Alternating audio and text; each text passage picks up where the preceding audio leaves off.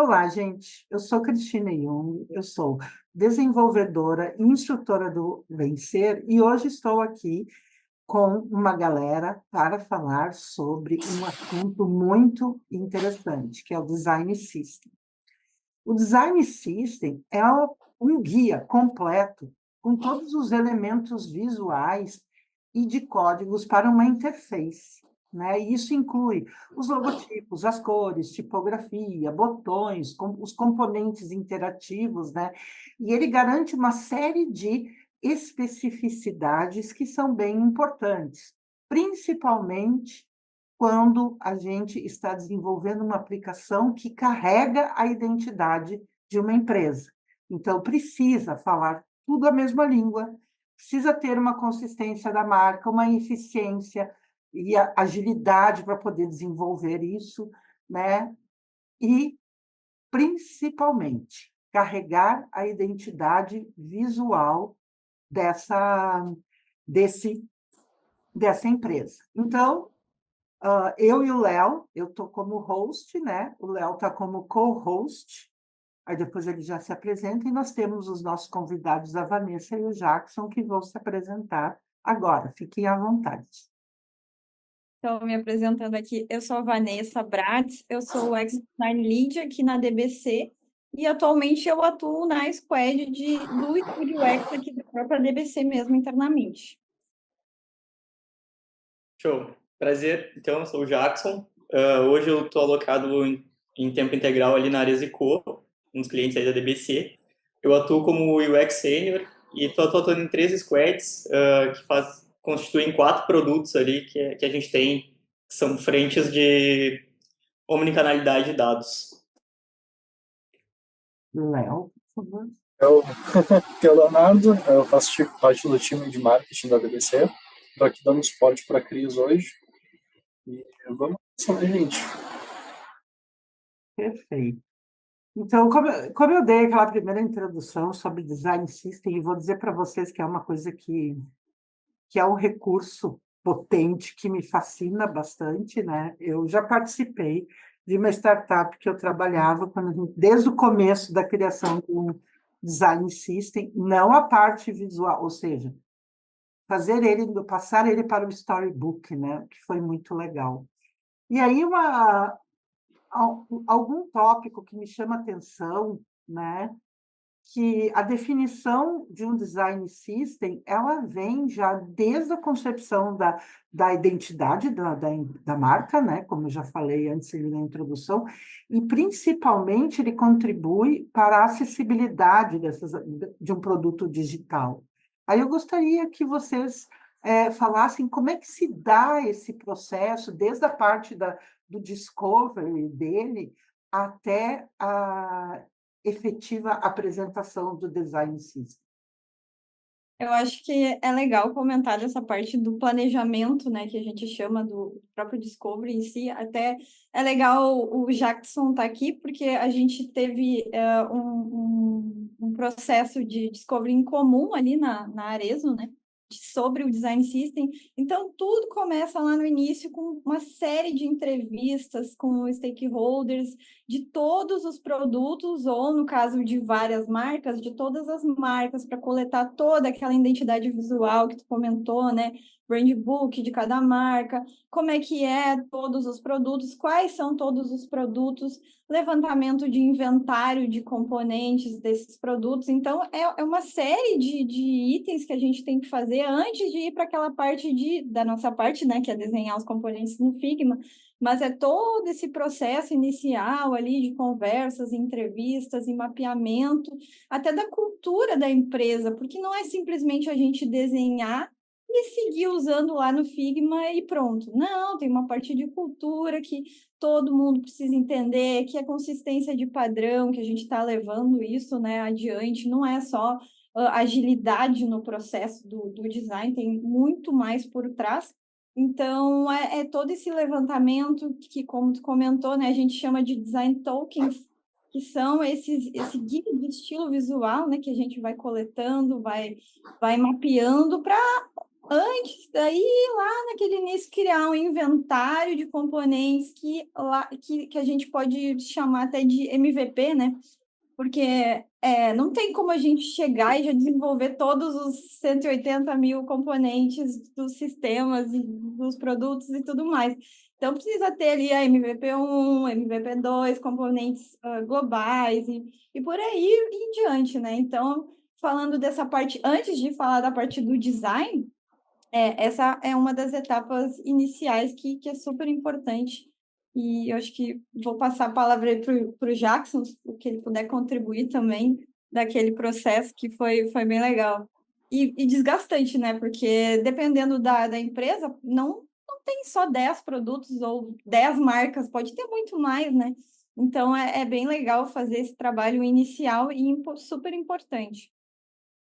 Exatamente, é um trabalho que é bem difícil de fazer, né? Eu acho que pegando o gancho que a Vanessa falou da questão da cultura ali também, até antes da Vanessa, antes da gente fazer esse processo junto, a gente já tinha passado por um outro processo tentando fazer isso tudo. Então, acho que ainda indo mais atrás, dando mais um passo para trás, a gente falar dos princípios do design system também que tem que ser elencados ali antes de pensar em componente ainda, né? Então, questões... Eu acho que eu relaciono muito com a questão do branding, porque quando a gente fala de propósito no branding, a gente descobre o propósito que já existe, a gente não cria um propósito. Eu acho que os princípios do design system eles estão muito alinhados com isso. A gente tem que descobrir quais são os princípios de acordo com a empresa que a gente está atuando ali, né? E em um determinado momento, por isso ser uma coisa muito complexa, isso pode acabar sendo um decisor, né, num processo de, por que a gente vai fazer dessa forma? Porque esse princípio é o que defende tal especificidade, né? E falando aí de grupos que têm muitas marcas e muitos produtos, ou que nem aqui a gente fala de e-commerce, fala de sistema, fala de aplicativo, e várias tecnologias diferentes, vai ter o React, vai ter o Flutter, vai ter o PHP, enfim. Então é bem complexo e bem difícil de se estruturar, por isso tem que ser muito pensado antes, para depois realmente botar a mão na massa, né? Pegando esse gancho que o Jackson comentou, a própria acessibilidade em si, né, ela precisa ser um princípio. Então, não adianta a gente lá no final falar que precisa ser acessível se lá naquele início do planejamento a gente não bater o martelo que o nosso design system ele precisa ser acessível, flexível, ter a acessibilidade, né? Vários itens que a gente vai elevando ali, mas tudo também é muito de acordo com a cultura da empresa que a gente está atuando, né? Faz Isso parte. foi isso foi uma coisa que, inclusive, eu acho que a Cris estava junto comigo quando a gente estava falando sobre essa questão de acessibilidade, né, Cris? A gente fez uma semana de acessibilidade aqui na DBC, né? E lá eles falavam muito disso, né? Tipo, cara, não adianta a gente produzir alguma coisa e procurar encaixar a acessibilidade depois, porque acaba não funcionando, né? A gente precisa, desde o início do processo, adaptar isso para acessibilidade, pensar nisso, para conseguir estruturar tudo direitinho, né? Acho que a Cris estava bem por dentro, assim, quando a gente estava trabalhando nessa semana.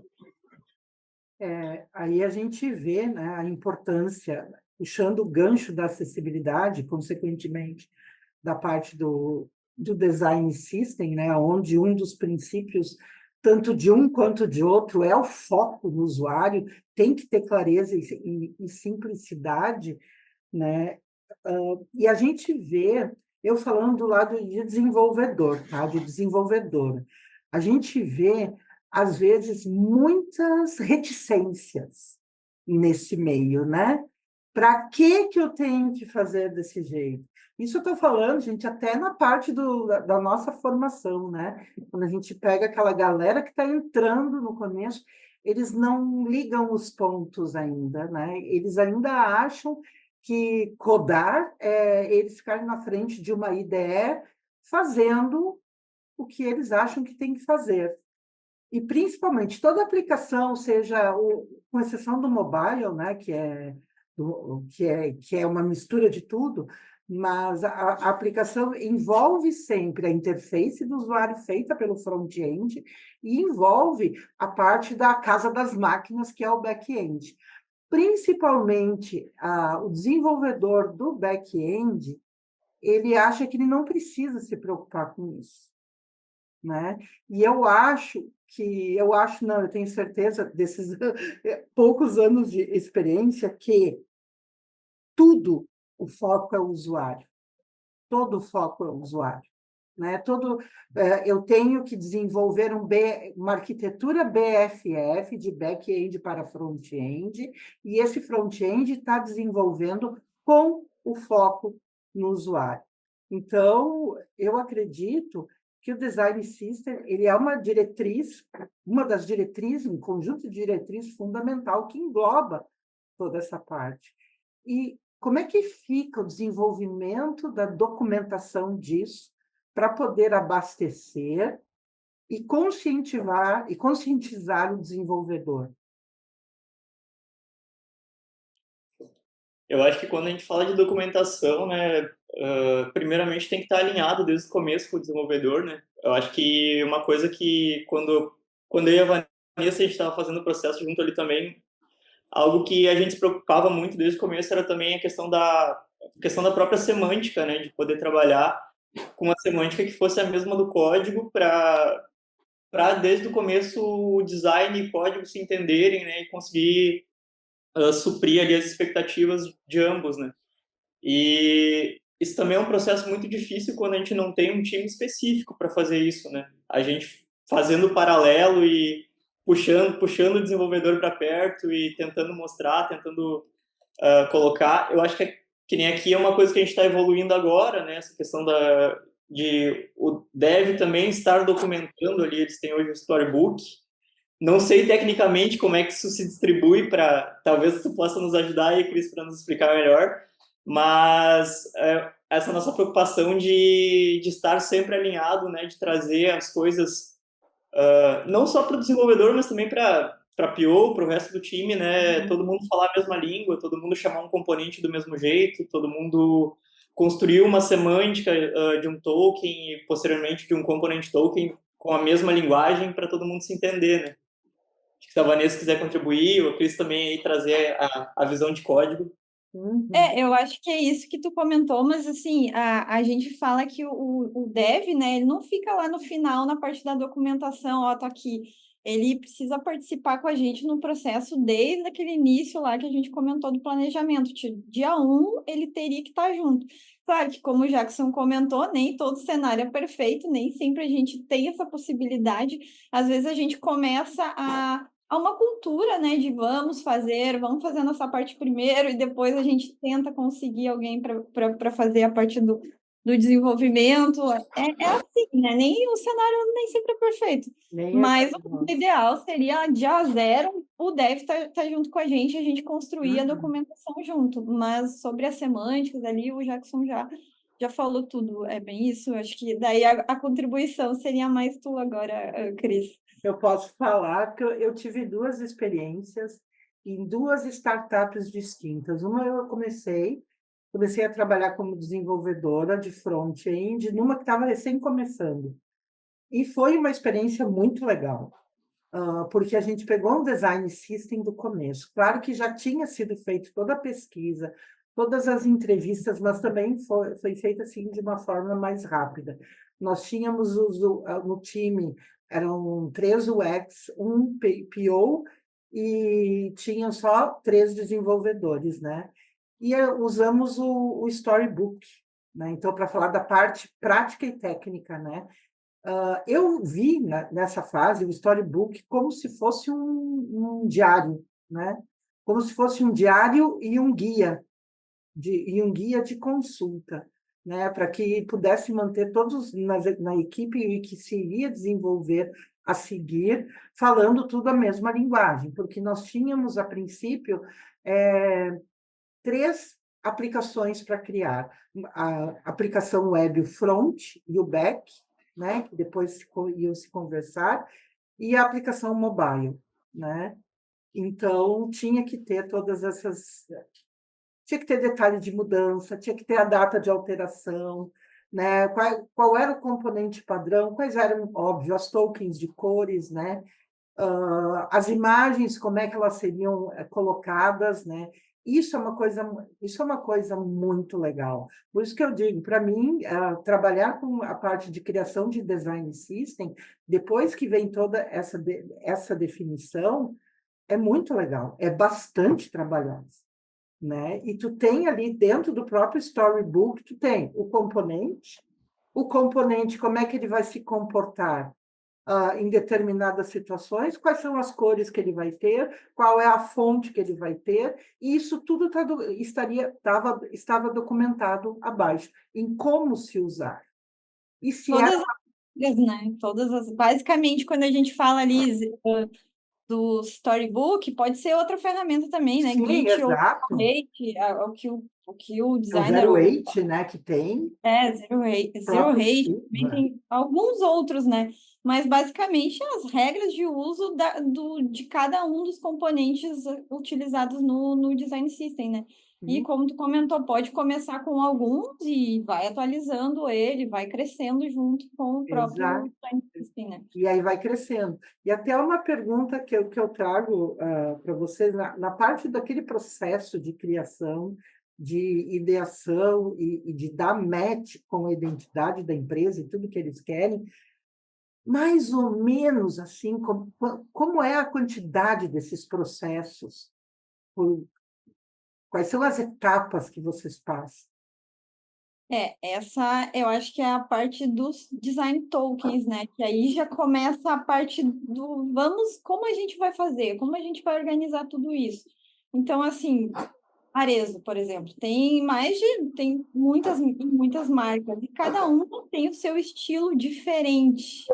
E aí tá, mas e aí? Como é que vai fazer um design system se eu tenho o estilo da minha marca e aí eu não posso utilizar o mesmo estilo para todo mundo o mesmo, né? Então, assim, como é que a gente vai fazer? Lá, nesse processo, a gente mapeou todos e assim a gente trabalhou com os design tokens sendo alterados para cada uma das marcas. Então, aí por exemplo, uma marca ela usa o border radius arredondado. A outra marca utiliza quadrado. Então, assim, o tamanho, vamos dar um exemplo de um botão. O botão, todos vão ter os mesmos tamanhos, a mesma largura, a mesma regra de uso. Mas o que vai ser alterado, se tratando de cada uma das marcas, vai ser border radius, a cor, a tipografia, nada mais. Então, assim, vamos ter as regras de uso, vamos conseguir componentizar e documentar isso, só que cada marca utiliza o seu token, né? Para não ter aquele problema depois do tipo, não vou poder usar porque o estilo da minha marca está sendo comprometido. Então, assim, se a gente não ter esse cuidado lá no início desse processo de levantamento do inventário do componente, a gente não vai ter uma aderência de uso depois. Então, é algo que acho que o Jackson pode complementar também, né? Apesar dele trabalhar num sistema mais robusto, no meu cenário já era um pouco diferente, né? Por ser do e-commerce. Mas é algo que, se a gente não tivesse esse cuidado, com certeza a aplicação depois não seria utilizada com tanta aderência assim. A gente tinha grande dificuldade nesse sentido. Eu acho que a Vanessa falou muito bem do e-commerce e eu acho que isso funcionava de uma maneira bem fluida ali, né, nas questões de tokens e tudo mais, os componentes como se comportavam. E a dificuldade que a gente achava, assim, a grande dificuldade era a questão de ter sistemas e ter aplicativos e várias tecnologias diferentes do outro lado, né, da moeda ali. E a gente chegou até a ir para duas frentes, assim, entender que uma frente era o e-commerce e outra frente seria os sistemas. O que não tirou a nossa complexidade daqui, porque a gente ainda tinha muitos sistemas que se comportavam diferentes. Então, tu mexer em algo que já está ali, já está todo mundo usando, é bem complicado, assim. Fora questões de próprios aplicativos também, aplicativo para uso interno, aplicativo para vendedora que a gente tem. Lá do sistema web para o aplicativo, ele também tinha diferenças. Então, aí começou a ficar bem complexo o negócio. E, então, a complexidade é enorme, mas eu acho que depois que se resolve isso, começa a facilitar muito a vida, né, para todo mundo. Para o designer, para o desenvolvedor, enfim, para o PO, até mesmo para fazer protótipo, né? aqui na companhia a gente tem um público que está muito acostumado a ver os dados de uma maneira muito realista, ver tudo muito perfeito. E antes a gente tentava fazer muita questão de wireframe e tudo mais para validar e não dava certo para a gente. Eu acho que é legal quando tu ganha tempo com isso, mas a gente acabava perdendo tempo. E aí, com os componentes mais estruturados, tudo mais, a gente conseguiu ter um processo de validação muito mais rápido também, até antes de desenvolver, né? Então, é bem importante nesse sentido. Acho que até esse é um dos maiores ganhos do Design System, né? A gente ter mais tempo até para fazer as outras etapas do design, como pesquisa ou outras coisas que estiverem dentro do nosso escopo. Uhum. Até essa era isso que o Jackson estava falando, era uma pergunta que eu ia fazer, né? Como é que, ainda mais na Arezzo, né? Eu fico pensando na Arezzo e todas as marcas que estão ali num ecossistema, né? Como ele vai ser adaptado para essas diferentes plataformas, né? Se vai ter alguma coisa que identifique que ele é para web, para mobile, como é que é a importância de trabalhar com a responsividade e adaptação desses componentes? Isso foi um desafio muito grande. Eu acho que eu posso comentar dessa parte, né? Porque a gente começou estudos, né? E, assim, estudos iniciais ali no Figma. Então, assim, aquelas variantes e propriedades que o Figma nos deu lá naquele início, a gente começou a trabalhar dessa forma, né? Separando web e mobile no mesmo arquivo, mas com cada um com a sua variante e a sua propriedade, e cada uma sendo feita em arquivos diferentes para a gente conseguir utilizar os design tokens de cada marca. Então, assim, eu conseguia separar numa aba do Figma, por exemplo, botões. Vou fazer o botão da marca X, aí eu faço o botão da marca X, coloco todas as propriedades e os tokens dele, aí o que eu faço? Terminei. Aí eu copio ele, né? Adiciono uma nova categoria ali de variação dele, que são as variantes ali nas propriedades, altero e coloco todos os estilos da marca Y.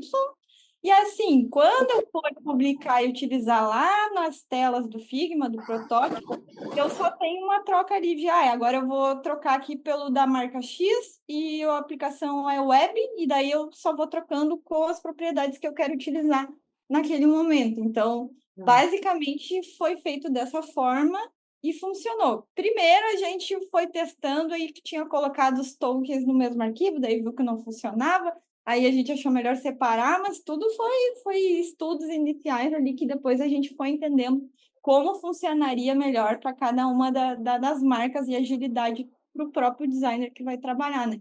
Agora, sendo mais específica da parte do design, né? Não tanto do planejamento e já da mão na massa, né? Basicamente foi dessa forma. E eu acho que nunca acaba, né? Cada vez que a gente olha, vai surgindo novas possibilidades ali e a gente acaba tendo que ir lá e mexer, entender melhor como é que está funcionando, se realmente está suprindo ou tem que fazer algum tipo de alteração ali, né? Mas ter a base é o essencial, assim, né? Para a gente conseguir tocar tudo. E ocorre, agora é pergunta de curiosa, ocorre muita dissonância entre o que foi pensado na construção do material design. Olha só, é que depois eu quero falar do material design.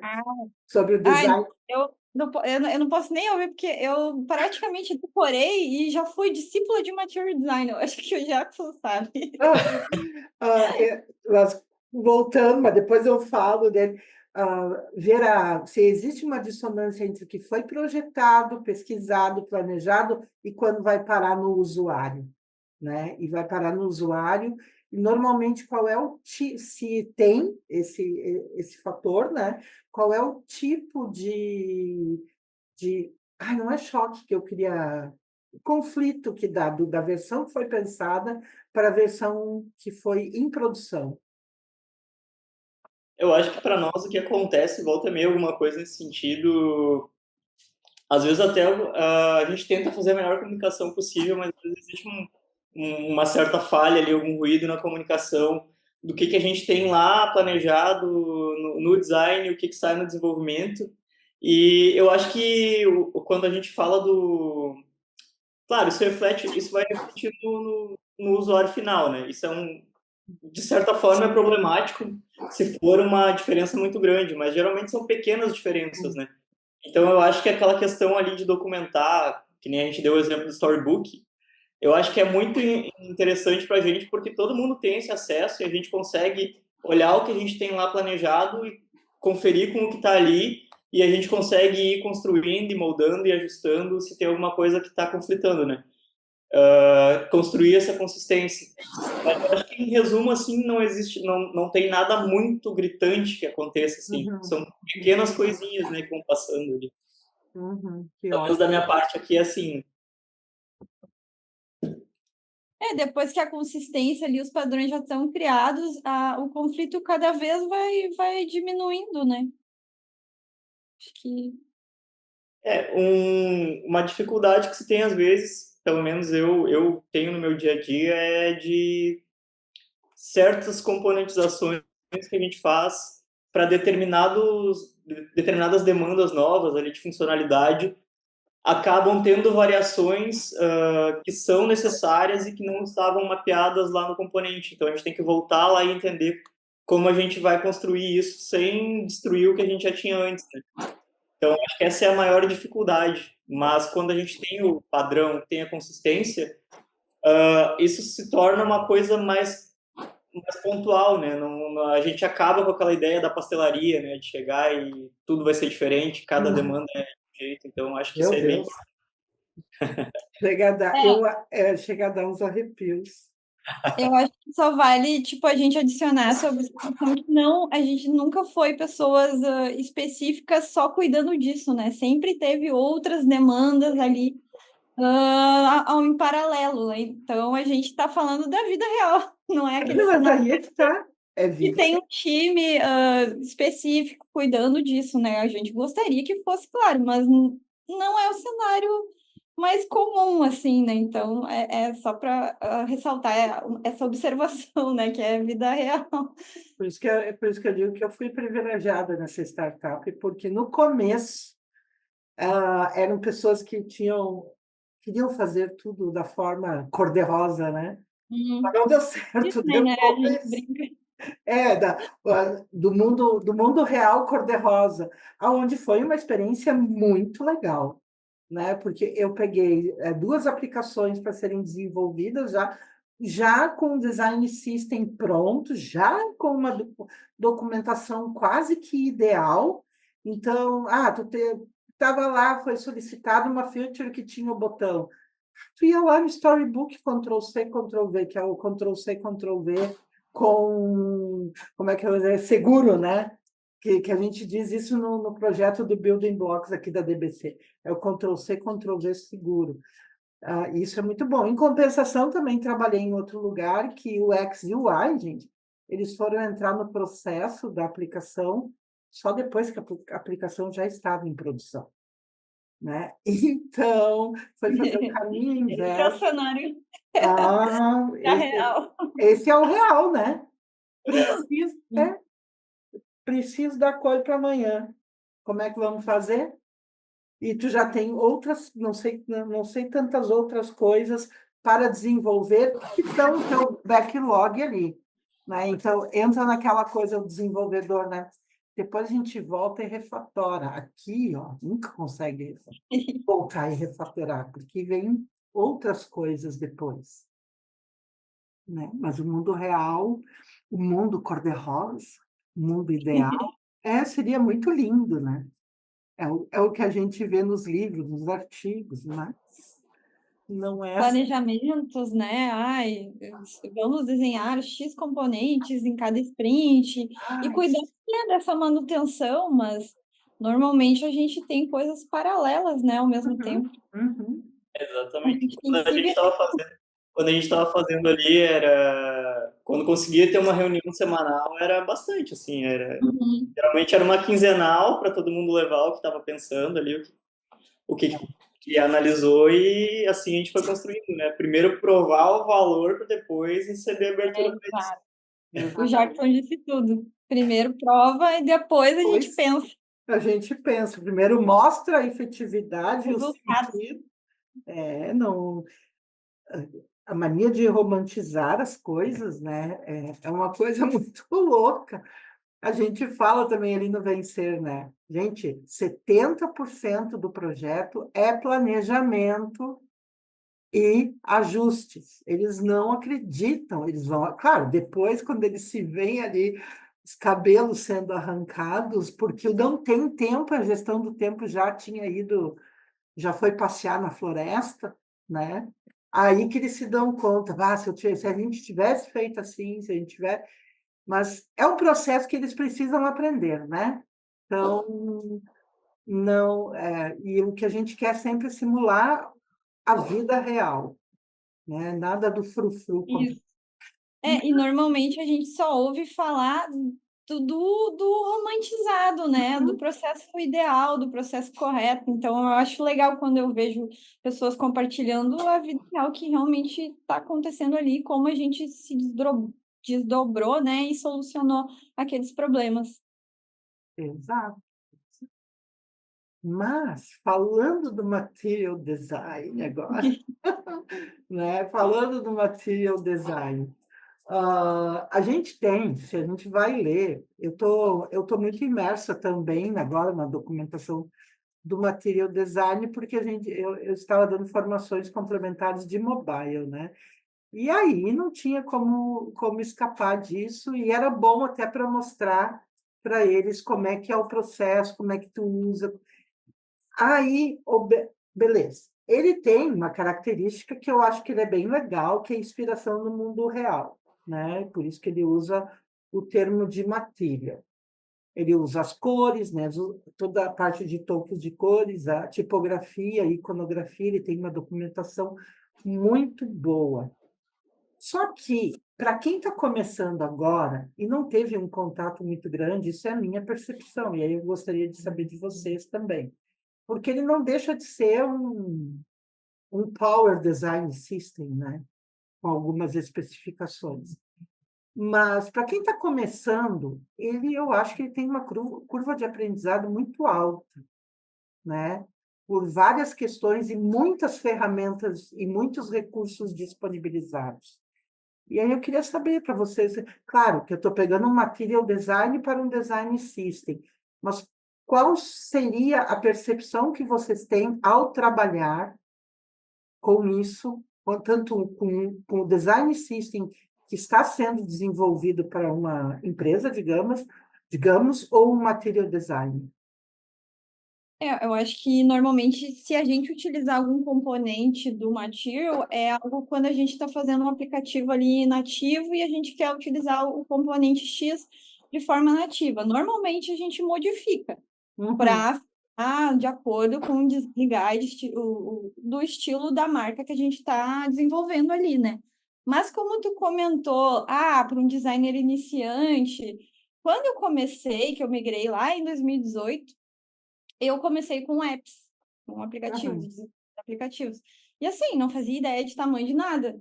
E o Material Design foi meu guia, então eu praticamente decorei ele, não sabia nomenclaturas, fui estudando ele a ponto de saber cada pixel que, não, a margem do Material Design é 16 pixels, assim, de olho fechado eu já sabia. Então, eu fui estudando ele para me ajudar a fazer os componentes que eu precisava fazer. Então, ele foi um norte para mim que estava começando. Então, eu acredito que para quem está começando, ele é o melhor. O outro, a Apple tem aquele Human Interface Guidelines que não chega nem aos pés assim na documentação do Material. É legal de usar como componente nativo ali, se tu precisar desenvolver para os dois, como referência para o desenvolvedor ali, deixa ali, faz a interação que precisa, mas o Material humilha todas as outras documentações. Essa é a minha visão. Eu acho que eu tenho uma visão parecida com a da Vanessa também.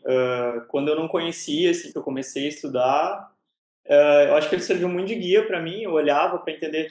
Tinha coisas que eu nem entendia, obviamente, né? Coisas mais complexas.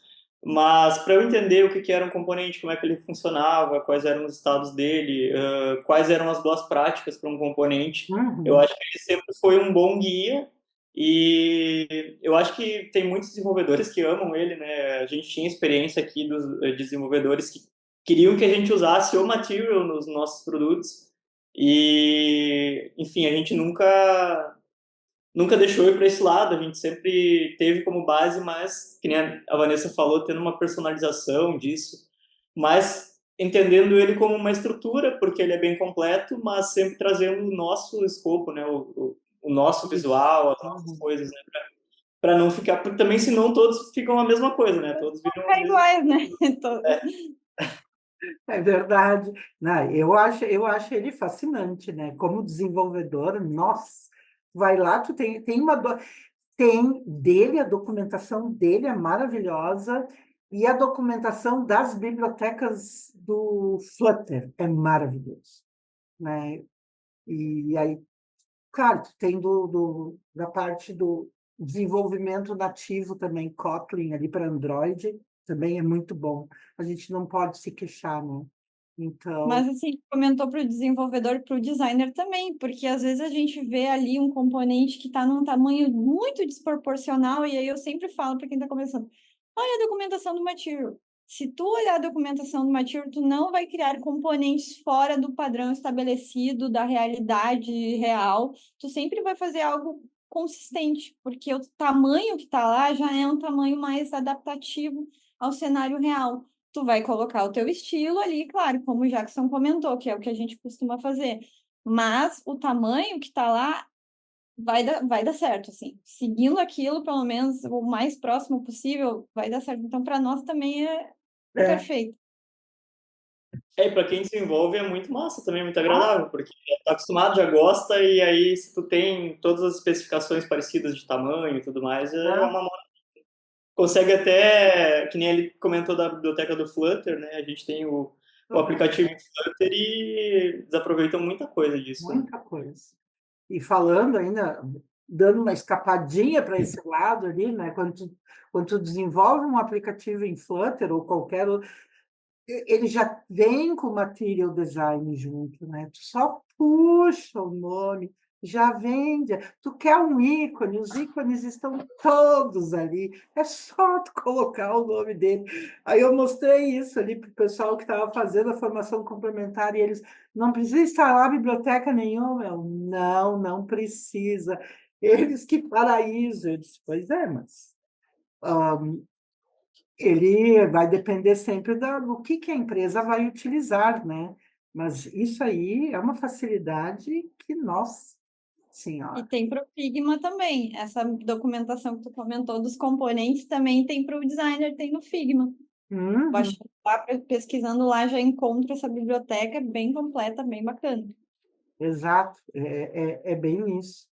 Eu acho que tem aquela também, ainda para design system, a Zero Eight, né, que é muito legal. Eu nunca trabalhei, eu só olhei, né? Só explorei, porque às vezes eu sou muito curiosa, eu vou lá e exploro. E aí a gente vê, eu gosto muito do Storybook, ainda tenho que me desvanecer dele. Mas ele é muito útil e ele é muito usado. E o Figma, né? O Figma, A gente é o discípulo do Figma, né? não Assim, adianta. eu, eu tô meio de cara com o Figma, porque ele fez uma atualização que mudou tudo de lugar. Ah, Tudo. isso, Nossa, tem que quase fazer um curso para encontrar as coisas que tu quer, que tu já conhecia de olho fechado. Mas assim, a gente continua sendo amantes do Figma. É, eu, bem, eu ouvi falar que eles vão voltar atrás com algumas coisas, porque muita gente não gostou. Tomara, tomara. Eu ouvi dizer que dá para voltar atrás para a versão anterior e ignorar essa versão, mas aí eu não sei, tenho um pouco de receio com isso. muito legal. E aí, voltando, que a gente já falou no Figma, já falamos até no Flutter e no Material Design. Ai, mas o Material Design tem uma coisa, vou ter que falar de novo, que é Ah, eu amo. maravilhosa, que é o para desenvolvimento web, pode ser para tudo, que é o Material Theme Builder. E que é aquilo, meu Deus do céu? O que é aquilo? Só coloca valor da tua cor e ele gera toda a estrutura de cor. Ah, como é que tu quer usar? Tu pode exportar em CSS, pode exportar para material, para o tema do Kotlin, para o Android, para o Flutter, para a web, né? Eu acho assim que, nossa Senhora, seria tão bom se já existisse, quer dizer, já tem um bom tempo, mas voltando ao Sim, design system agora, chega da gente ficar babando nas coisas da Google, né? Mas que são eficientes, são. é perfeito. A gente já conversou algumas coisas, né? Mas é legal a gente fazer sempre essa pergunta, porque é importante, né? Especificamente, quais são os desafios assim gerais e mais comuns que vocês enfrentaram na hora de apresentar e efetivar um design system? São muitos. Como o Jackson comentou, o maior de todos é esse da gente não ter um time dedicado e a gente ter que provar o valor dele para depois sim a gente ter esse time dedicado ou algo que a gente consiga dar mais vazão para ele, né, para o desenvolvimento dele. Então, assim, provar valor, fazer todo aquele inventário, aquele planejamento lá no início, além de estar cuidando de todas as tarefas que a gente já tem no dia a dia. Então, para mim, eu acho que o principal é isso, né? A cultura da empresa ainda não está pronta para um design system, mas a gente entender o valor e mostrar esse valor e assim ele ser aplicado de forma imediata, né? Deixar para o Jackson complementar. É difícil essa questão porque, enfim, tu tem que trazer, tem que mostrar de forma prática que a hora que tu tá gastando ali paralelamente com isso, ela vale a pena, né? Ela E vai voltar. por mais que tu mostre, que nem eu falei antes ali da questão de prototipar mais rápido enfim, validar mais rápido, quando a gente fala de consistência também, que é muito importante, eu acho que muitas vezes as pessoas vão olhar para isso como fatores isolados, mas não vão pensar nisso como um fator que está diminuindo a hora de trabalho e que vai gerar um lucro posterior, ou enfim, vai gerar menos tempo de trabalho que vai posteriormente atingir uma questão de lucro também, né? Eu acho que essa é a parte mais difícil, a gente conseguir mostrar isso na linguagem do negócio, na linguagem do dinheiro, né? Porque na Uhum, linguagem técnica é fácil de enxergar depois que tu já tem uma coisa construída ali. verdade. Até estava pensando, enquanto vocês estavam falando, o Léo estava me lembrando da semana de acessibilidade que a gente fez. Não me lembro se foi esse ano, ano passado, o tempo passa Foi tão esse rápido. ano. Foi esse Não, Esse ano. ano, esse não ano. tenho certeza. Eu lembro do material que eu acabei assinando ali, o da a Clarinha, mas agora me pegou. Achei que tinha sido esse ano, mas talvez Foi não. ano Passou tão passado, rápido Léo. esse ano. Foi tão rápido esse Passado, ano. será? Acho que foi em setembro do ano passado, Cris. Acho que Pois foi Meu em é. setembro Deus, do ano acho que passado. foi. Meu Deus, como o tempo passa. Meu e não, e aí veio tudo isso, né? Como é que as peças vão se encaixando, né? Tu tem uma identidade, tu tem uma cultura de uma empresa e tu tem que passar por várias partes até chegar lá no final, no usuário final, tu tem que estar carregando e agregando tudo isso, né? E às vezes, vamos colocar assim, aqueles que são responsáveis pela empresa, eles acham, como tu estava dizendo agora, Jackson, e a Vanessa também, que isso não é importante, né? Mas a gente sabe que em determinados países isso é muito importante e geram multas gigantescas, né? Aqui no Brasil a gente tem uma legislação disso, mas não tem histórico de aplicação de multa nenhuma, né? Então, as pessoas esperarem a água chegar, bater no pescoço para tomar uma atitude e pela importância que tem, eu acho que é também um desafio muito, muito grande e muito cansativo. Eu já participei de um projeto em uma empresa, que eu não vou dizer o nome, que foi isso, assim, ia chegar uma multa, e aí foi uma correria ali, tanto de código como do design da nossa parte, né? Para colocar tudo nas normas ali de acessibilidade, nas diretrizes. Inclusive, É, aqui disso. eu acho que a Vanessa tem mais bagagem que eu nesse sentido aí, mas a gente também, eu acho que também é uma coisa que muitas vezes a gente não enxerga todos os pontos, né? Porque muita gente fala de acessibilidade quando a gente fala no design, falando das cores, dos contrastes, enfim, dos textos como estão escritos também, né? E mas eu acho que a parte do código, né, Cris, ela é muito importante também. Toda aquela questão ali de como é que tu vai fazer o código para enfim, se alguém precisa de uma leitura automática daquilo ali, como é que faz? Se eu quiser navegar através do teclado, como é que ele está estruturado, se ele está funcionando para eu navegar, né? Tipo, isso são coisas que às vezes as pessoas não enxergam, mas também fazem muito parte da acessibilidade, né? A Cris estava falando ali sobre a questão do design, né? E na real, assim, né, Cris, no Brasil, design ele é uma área um pouco subestimada demais, né? A gente vê nitidamente assim que tipo as empresas, claro, todas as empresas buscam o lucro, né? Isso é qualquer pessoa, qualquer empresa, né? Mas assim é difícil, sabe? Porque as empresas normalmente quem está nessa parte mais acima da empresa não é uma pessoa de design, sabe? Ou dessa parte visual, sabe? É uma pessoa que pensa de forma estatística, né? De forma de número, etc. e tal. Então, acaba que o design ele sempre é uma área um pouco escanteada, né? E em outros países ele tem uma presença muito forte, né? A gente vê isso nos Estados Unidos, na própria Europa, assim, o design é uma coisa muito valorizada, né? Coisa que no Brasil é bem para baixo. Hoje em dia está mudando um pouco, né? Mas começou a mudar, assim, nos anos 2000, né? Foi muito recente, né? Já mudou bastante. A minha primeira formação, que foi em design, foi em 1995. Meu Deus do céu. Que diziam? Vai pintar quadro o resto da tua vida? Ah, sério, gente? Aí depois eu fui para a área de TI, aí tinha, ainda hoje tem as brincadeiras que a gente não é, eu não levo mais na brincadeira. Ser front-end ou design é só trocar cor de botão, né? E isso aí a galera pode brincar, mas tem toda uma responsabilidade atrás do design, né? E o design hoje em dia não é só mais o visual, são design de processos, design de projeto. Então, quando tu tem uma empresa, digamos, uma empresa que fosse ABC, quem é o time de design, o X, o Y, os primeiros, e a parte do marketing também, né, Léo?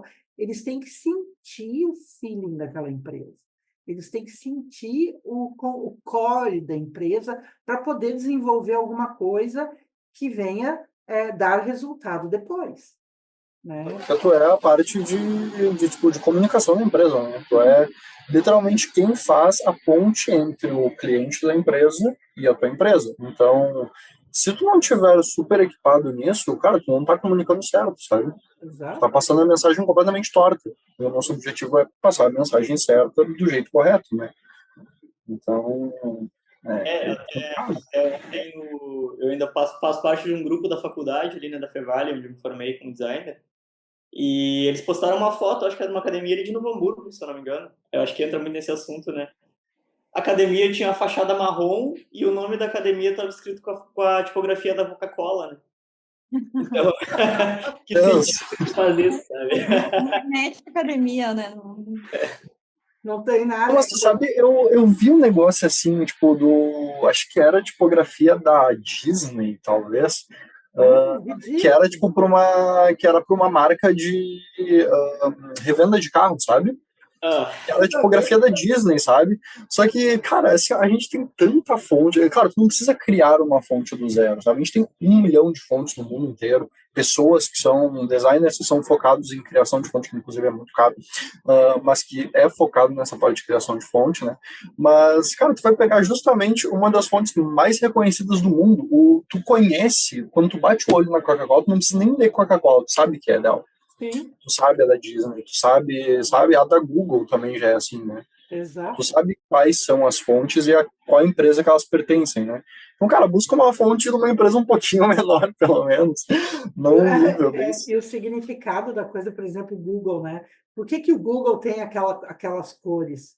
Porque lá no início, quando eles não tinham grana para comprar os cases para os servidores que eles montavam, eles compraram peças de Lego e montaram os cases, por isso que é a cor. Então, tudo tem, nas empresas tem um sentido, né? Então, esse é o papel do design também, né? Então, não é mais do design que vai desembocar lá na parte do desenvolvedor e vai fazer criar, né? Vai materializar essa interface que foi pensada, que eu acho que é bem importante. Nosso papel fica cada vez muito mais estratégico do que mão na massa em si. Uhum. Eu lembro que na semana de acessibilidade, inclusive, foi eu e tu, né, Cris, que a gente criou toda a landing page lá, que chegaram pra gente com a demanda do... Cara, tipo assim, era 2 dias antes de começar a semana de acessibilidade, e esses 2 dias eram, tipo, final de semana, né, sábado e domingo. Aí a gente, tipo assim, se mobilizou, eu e a Cris, para criar uma LP para essa semana de acessibilidade.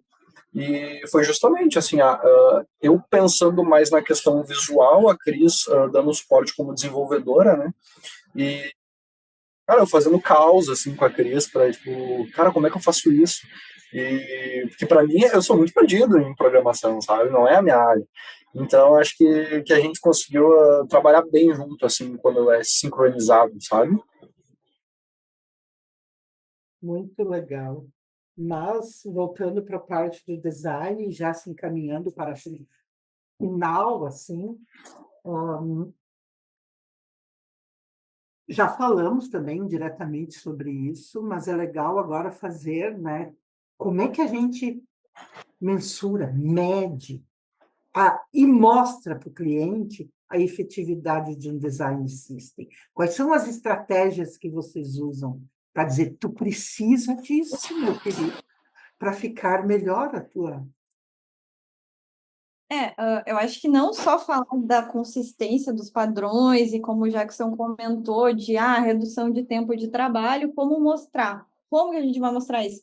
Tarefa, a gente pode mapear, criar as tarefas na ferramenta Azure, Gira, a que for, né? Mapear o tempo que o designer fazia antes de não ter um design system, né? Design guide, por aí, né? Daí dá para adicionar isso ao desenvolvimento também. E depois, e aí mensurar ali o antes e o depois para ter o valor ali de tempo que a gente está economizando desse designer, né? O valor do designer também contaria junto nessa conta, que acho que é uma forma de mostrar o valor, né? Ali, o que a gente reduziu e com esse tempo que sobrou, o que mais ele conseguiu fazer.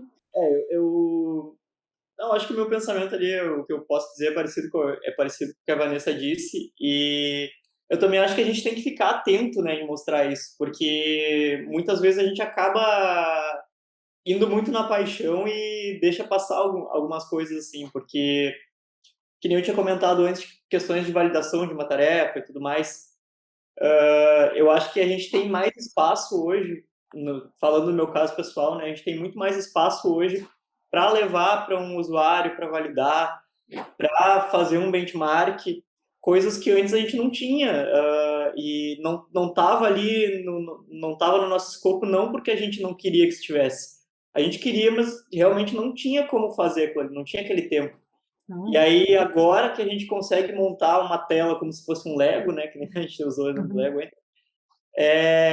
acaba se tornando muito mais rápido e a gente consegue ter essa abertura de pesquisa. E eu acho que aqui, falando de Arezzo, pelo menos da área que eu tô, esse é um argumento interessante porque sempre nos pediram muito, assim, se der, faz pesquisa. A PM que a gente tem hoje, desde que ela entrou, ela sempre incentivou muita pesquisa. E então a gente mostrar que a gente tem algo agora e que a gente consegue ter mais tempo para fazer a pesquisa, para validar, para criar funcionalidades melhores, trazer inovação para o aplicativo, porque a gente tem tempo para isso, eu acho que isso também é muito válido. E eu acho que a gente não tem que convencer só as pessoas que estão lá no top-down, mas também as pessoas que nos conectam com eles, né? Acho que esse é um ponto bem importante. o quanto eu acho muito importante, né, toda essa parte de design thinking, que é, como eu disse, é aquele que vai dar o pontapé inicial para carregar toda a identidade e cultura da empresa, né? Aonde, como ali o Léo estava falando, se eu olho para uma determinada imagem, aquilo já me remete à academia com a tipografia da Coca-Cola, é muito bom, por favor, né? A gente tinha, por exemplo, posso dar um exemplo de um problema de incoerência aqui que nos afetava, que era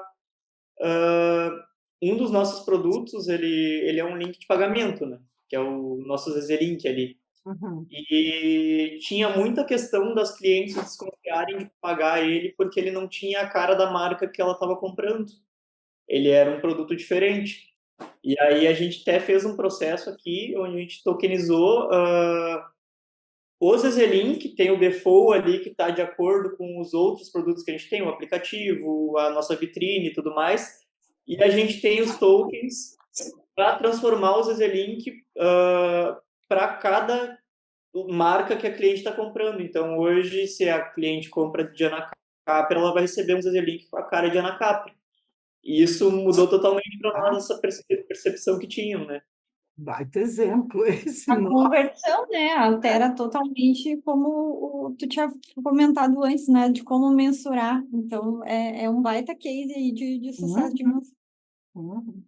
Eu seria uma que não pagaria. Tá, mas por quê? É externa, de fora, da onde? Mas, A gente já vive nesse medo constante, né, de passar por golpes.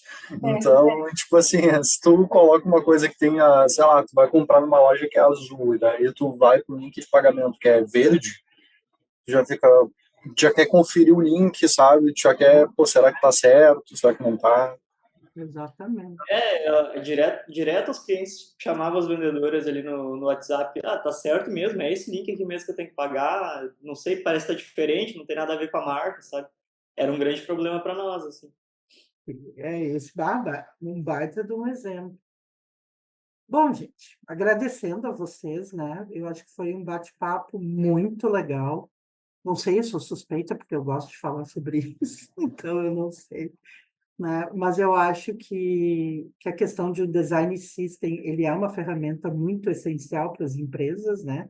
Porque mantém a consistência e a legibilidade da sua identidade, né?